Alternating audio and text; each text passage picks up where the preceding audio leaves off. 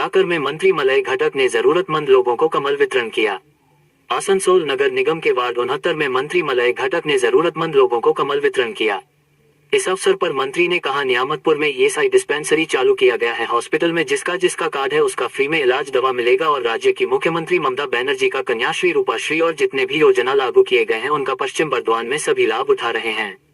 आसनसोल नगर निगम के पार्षद जोगा मंडल ने कहा, मंत्री के आशीर्वाद से यह कार्यक्रम सफल हुआ। मंच में उपस्थित पार्षद जोगा मंडल, एमएमआईसी इंद्राणी मिश्रा, पार्षद राधा सिंह, टीएमसी नेता टुन्नी लोहिया, वरिष्ठ टीएमसी नेता रॉबिन लायक और सभी गणमान्य व्यक्ति उपस्थित थे।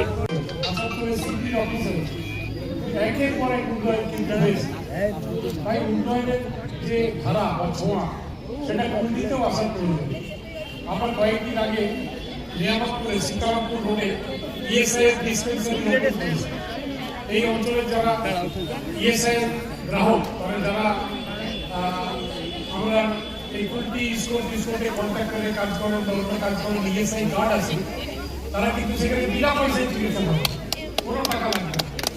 এবং ইএসআই আমরা বলি যে আইপিস আর ভিআইপিস, ইএসআই কার্ড যদি আপনার থাকে, আপনি যদি ইএসআই ডিসপেন্সারিতে যান, তাহলে যদি অ্যাপোলো হসপিটালেও আপনার চিকিৎসা করতে হয়, ইএসআই থেকে কিন্তু সেটা আমরা করিয়ে দিই।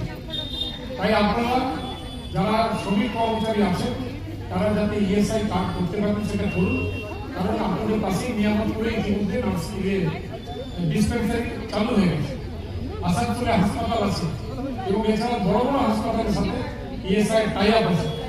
যে কোনো সময় আপনাদের চিকিৎসা দরকার হলে সেই হাসপাতালে কিন্তু আমরা আপনাদেরকে চিকিৎসা করানোর সুযোগটা পাবো।